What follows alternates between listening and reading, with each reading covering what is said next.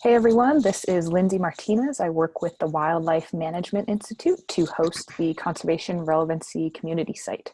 And you saw my discussion with a member of the Missouri Department of Conservation about a new relevancy branch at the agency. And today I'm joined by two other important folks from relevancy at MDC. So thanks so much for being here, and could you introduce yourselves? Sure. My name is Jessica Hoey, and I'm the new Relevancy Branch Chief here at Missouri Department of Conservation. And my name is Christopher Kennedy, and I'm the new Assistant to the Director for Inclusion and Diversity. Awesome. Thank you both very much for being here. And just want to ask you a couple questions about relevancy and diversity, equity, and inclusion at MDC. And starting with Jessica, I just want to know, why is it important for MDC or other fish and wildlife agencies to have a relevancy branch? Sure. So I think both here in Missouri and across the country, Fish and Wildlife Agency staff have been looking at for the past few years, what can we as Fish and Wildlife agencies do to bring in more people to our work and to make everyone in each state feel welcome and that they are part of conservation efforts, particularly with the changing demographics in many of our states. And here in Missouri, I mean, we really have a great rural community around the state, but we also have many urban areas, and there can sometimes be a pretty big divide. And so I think part of our work with relevancy is bridging that gap or bridging that divide and figuring out how we can make everyone feel welcome. And you've already talked to Jason Sumners, who of course was part of the Blue Ribbon panel in building that relevancy roadmap. And so being part of that process, I know for Jason was a really great experience. And I think after that experience, MDC really decided that we as an agency needed to focus more of our efforts on how we make conservation relevant to all Missourians. So that includes not leaving anyone behind. We definitely still want to reach out to hunters and anglers and all the folks who've been our traditional users, as we call them, but we also want to figure out how do we bring more people to the table. And that could mean other folks who haven't traditionally hunted or fished, but also other people around the state who may think of conservation in other ways. That could think of climate change or hiking or camping or going to one of our hundreds of conservation areas around the state to just really enjoy the wildlife that our state has to offer. We have a great diverse wildlife here in the state and geography, and there's so many great things that folks can do.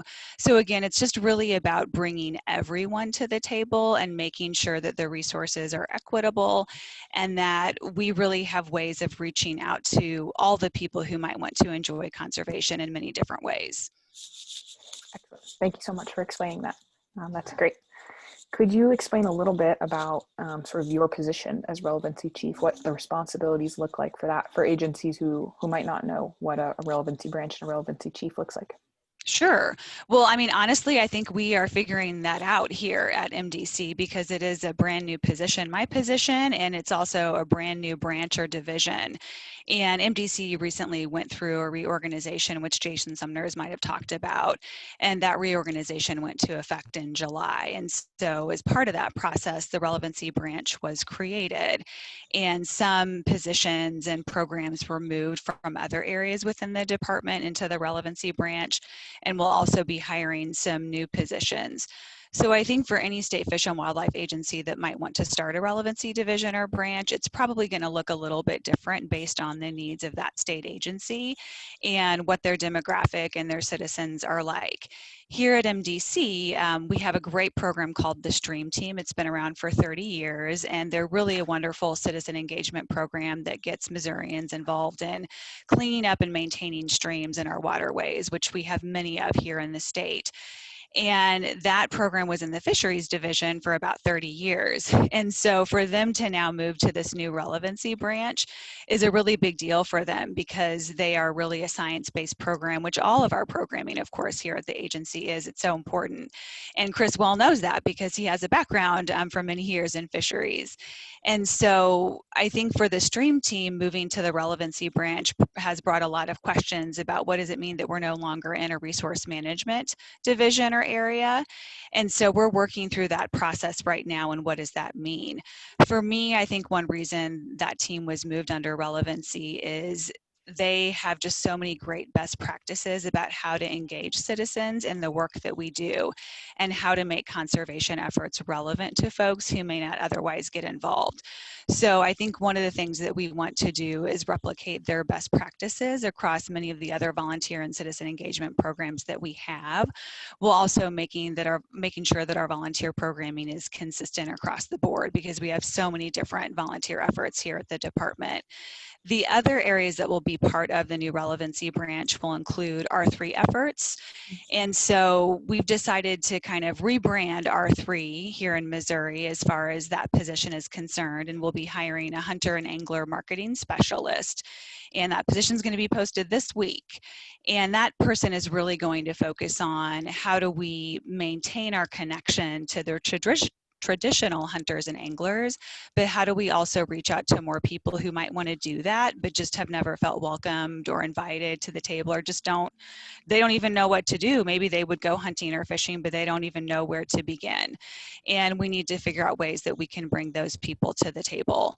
We also have a recreational program use lead, and she started her new position in July. She's been with the department for many years, but she is working with what we call recreational use specialists in each of our regions around the state. So our agency is divided into several regions where the staff there really focus on what's best for their region conservation-wise, and that was part of the reorganization as well. So Amy, who's our recreational use lead, is really working hand in hand with these specialists in each region to identify some regional strategies that are going to help expand access to recreational use at the hundreds of conservation areas that we have here in Missouri. We do have, as many other states do, a wildlife code that can be really complicated and confusing. And for people who didn't grow up hunting and fishing and aren't familiar with these codes, it can be really confusing to articulate and even figure out what can and cannot be done. And then when you go to a different conservation area, it's not consistent. So there's all kinds of signs about what you can do or what you cannot do. And even simple things like camping or bicycling, things that folks who may not be traditional users might want to do, they might go visit and see, oh, I can't do that here. Well, maybe this really isn't for me. So this portion of our team is really going to be looking at how can we open up access at the different conservation areas so that we still have reasonable regulations and can maintain the work that we need to do there, but so that we can welcome more people to the table. And then finally, we're going to be hiring someone who's going to focus on events and volunteer coordination. So we have a really big partners roundtable every year that we just finished up in October. And we really focus on partnerships here at the department. We know we cannot do what we do without having partner organizations, partner individuals around the state. It's just absolutely critical to our work. So that is a really important event, and that position will be focused on that, as well as looking across all the citizen engagement and volunteer programs at the department to make sure we've got consistent policies, and that again, we can use best practices from groups like Stream Team to really help enhance the efforts that we already have going on. So that is what will include the relevancy branch here at MDC. And my main priority right now is really getting the new branch set up and making sure that we have the right people in the right positions to do these jobs. And then at that point, we'll be putting together an actual relevancy plan that will be tied into the work that Chris is also doing. So one step at a time. It's going to be a process, but we're getting there week by week.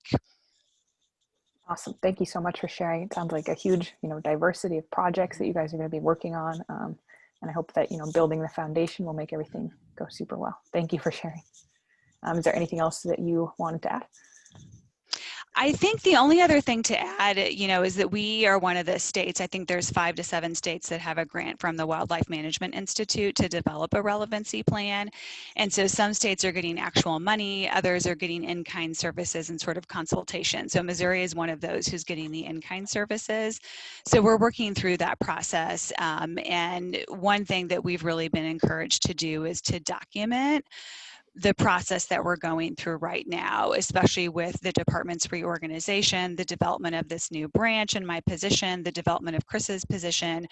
What are some of the things that will work well? What are some of the things that are challenges or things that we need to figure out?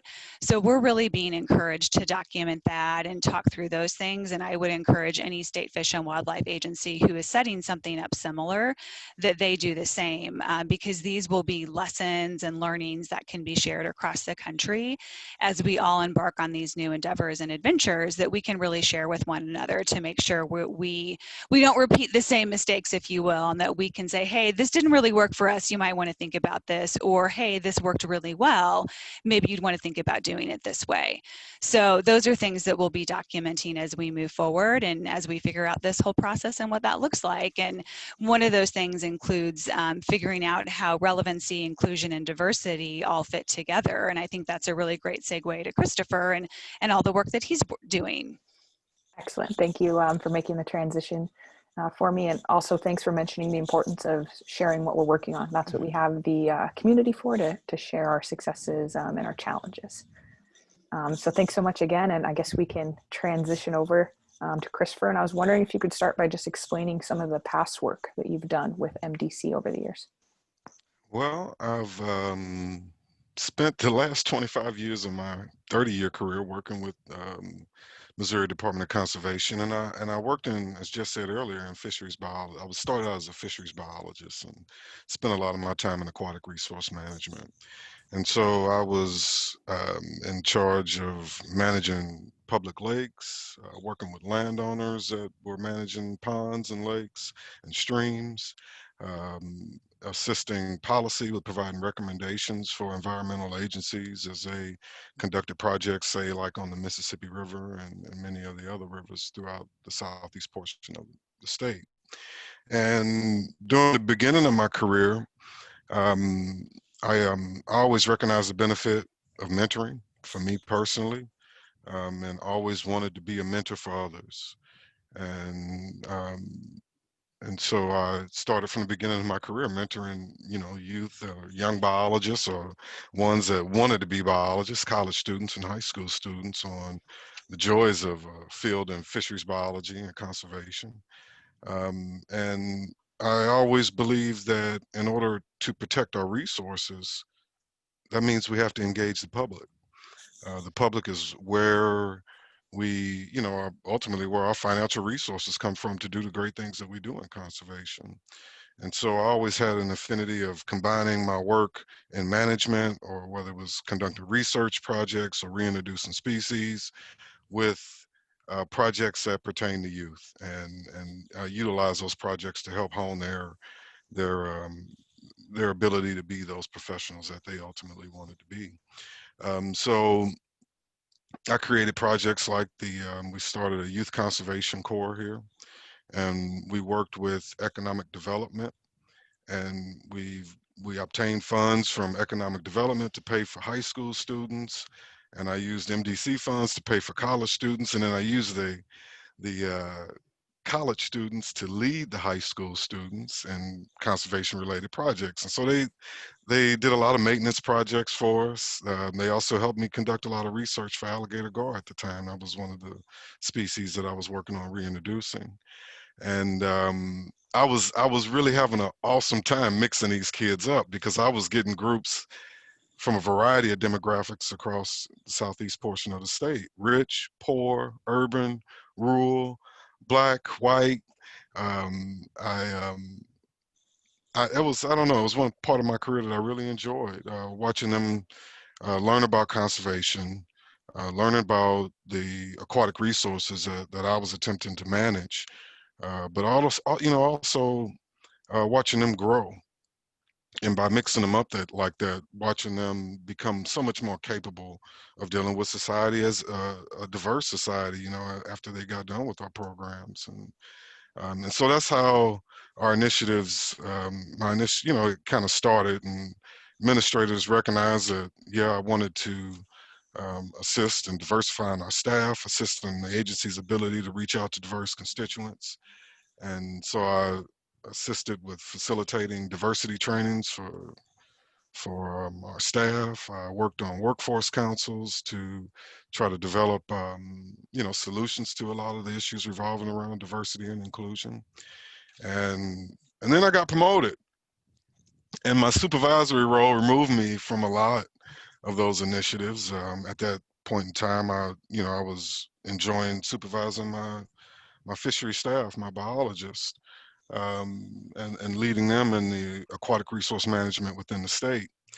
Um, and I did that for about 13 years, and then this opportunity came along, and our restructuring came along, and so that kind of gives you a little bit of my background. I've engaged in diversity and inclusion of staff and training for my whole career throughout fisheries. So I've enjoyed mixing and matching them all up as I've moved throughout my career. Very cool. Thank you for sharing and telling us about how you went from a science to DEI sort of role. Could you explain a bit about your assistant to the director role and what that position entails? Well, when we thought about the name DEI, or diversity and inclusion, ours is called inclusion and diversity. And we named it that because that's the number one intent, is to make us more inclusive, make our agencies more inclusive. And it doesn't take a diverse staff to be inclusive, right? I mean, that's something that all state employees ought to be able to engage in. And being that, a good amount of our agency cultures, our staff, they come from rural areas, and many have not had a lot of experiences with diverse demographics across the state. It's a little bit more difficult for them because they're stepping way out of their comfort zone to reach some of these diverse demographics. But we're still public servants, and that's the job. And so, part of my main charge is to work internally to really begin to help change the agency's culture, make us more welcoming, more open, not only as it pertains to staff, but as it pertains to our outward-facing programming as well. And so one of my first missions is to come up with good measures, and be transparent with those measures and tie those measures into pretty much every aspect of the department, whether it's resource management, whether it's relevancy, whether it's terrestrial wildlife management. I think our goal is to weave um, our diversity and inclusion messaging throughout the whole department. And you start by creating measures so that you use those measures to establish what is the vision.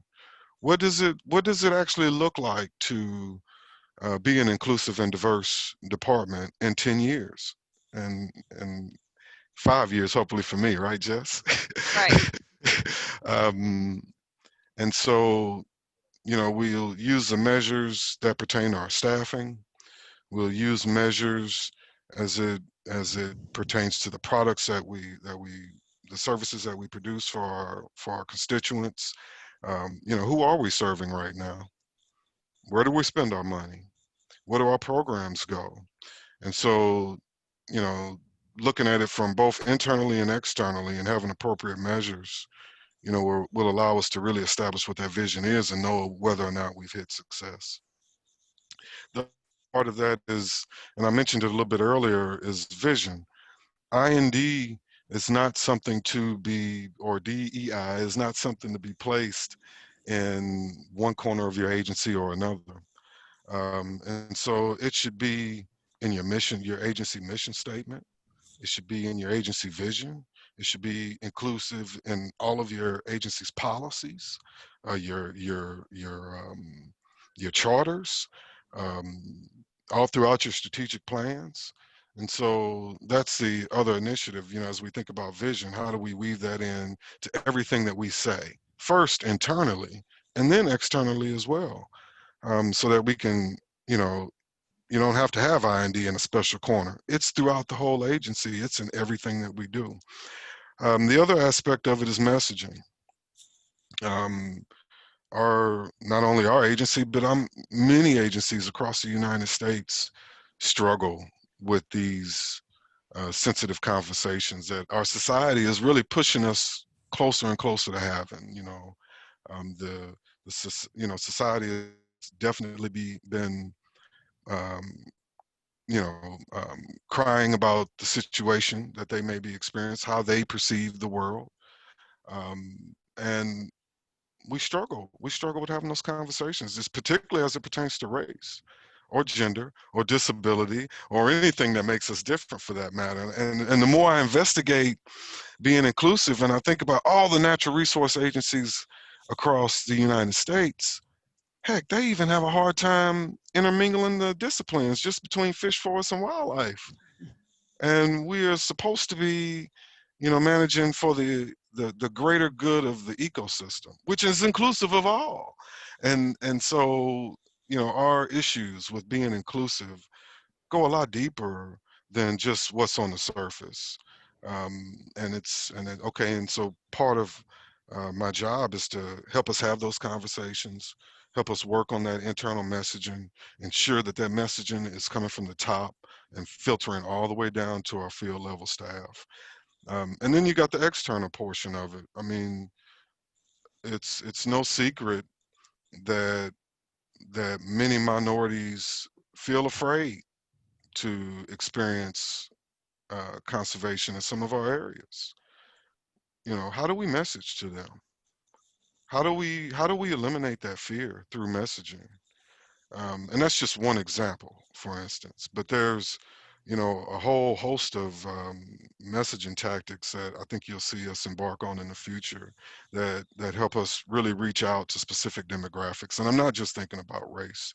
Um, Although, right up front, I think when the director's thinking about that messaging, she's envisioning me being a conduit to reaching out to some of those demographics, which we've had a hard time reaching in the past.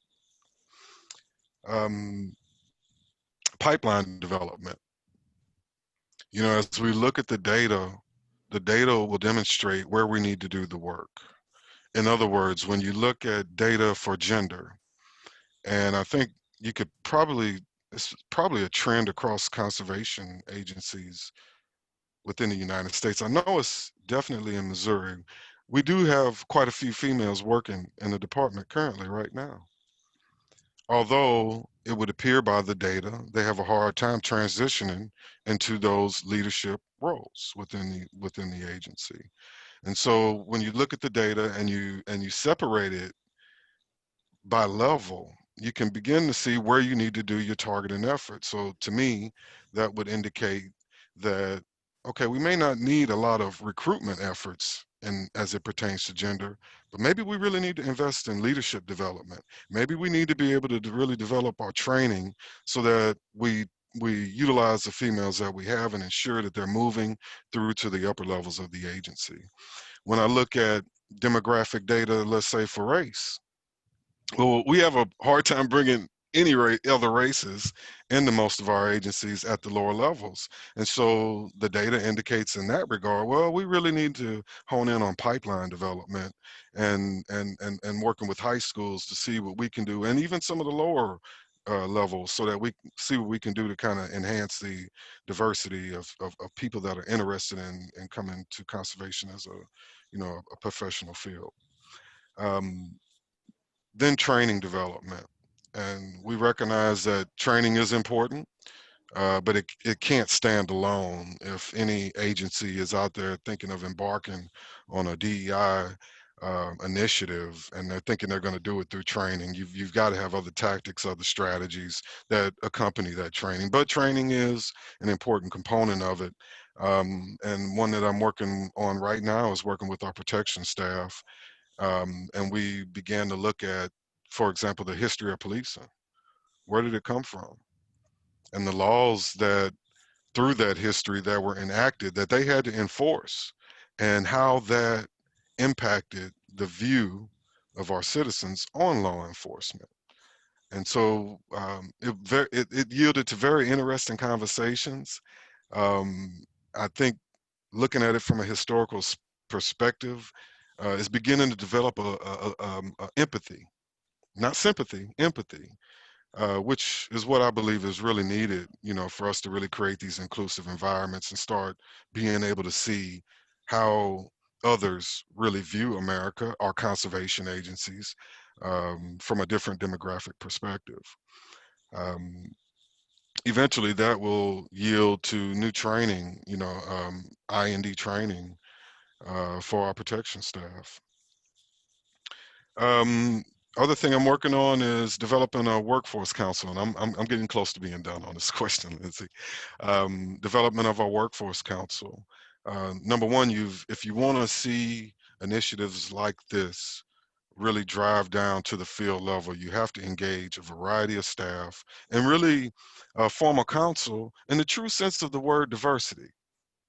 Most people, when you say diversity, they think minority group.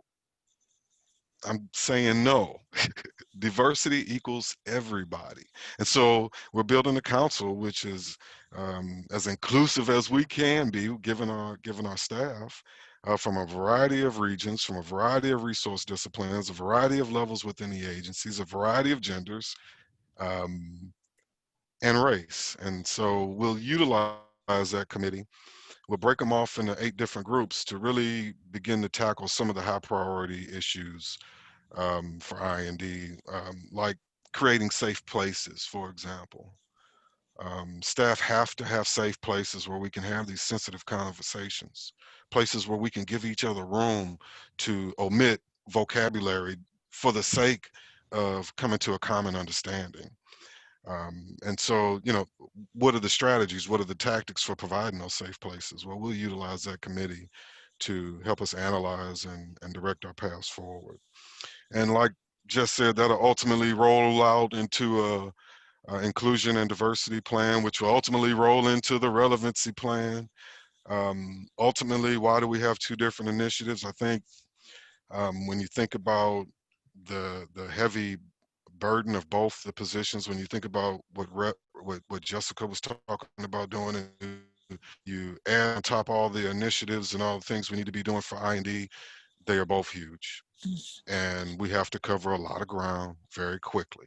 Why? Because society is demanding it. Why? Because it makes us better professionals. Why? Because our conservation agencies will become more effective. Why? Because we will be more creative. We will be able to engage a financial base that we haven't had the privilege of engaging prior to history. And so, you know, aquatic resources are most important to me. And I think IND is one of the most important things, and relevancy are 2 of the most important things that we can do to advance that on into the future. And I'm thankful that our director saw the heavy workload, appreciated it, recognized the difference, the need to separate that work out so that she could really be effective in a time frame that's all palatable to us all. Because when you start new initiatives, the reality is there's a time limit on it, and that's any new initiative. You only got a certain amount of time to engage your staff and get them on board so that they can drive it. You've only got a certain amount of time that the political will is there so that you can actually achieve what you want to achieve. And you only have a certain amount of time that the current administration is going to be in place and really pushing these initiatives forward. So I think to Jess and both of us, time is definitely of the essence. And I'm just really thankful that our director recognized it and placed them in 2 different areas. Great. Yeah. Thank you for kind of talking about the difference between inclusion and diversity and relevancy and sort of the relationship those 2 have. I think that's something we're going to be exploring on the site going forward. Yeah, and I appreciate you guys talking about different projects and things going forward, and also your comments about doing the research to see what's important and then having measurables. That's something that's important from the roadmap, is being able to measure and have metrics for what success looks like. So thank you. Thank and you, Lindsay. Yeah, I just want to say thanks to both of you again for joining me today, explaining things, sharing with the community. And I think we're really excited to stay updated with all the things that MDC is going to be doing going forward. And we'll hope to keep in touch with you. Yeah, absolutely. Thanks for having us. Of course. Absolutely. Appreciate it. Thank you. Yeah, thank you.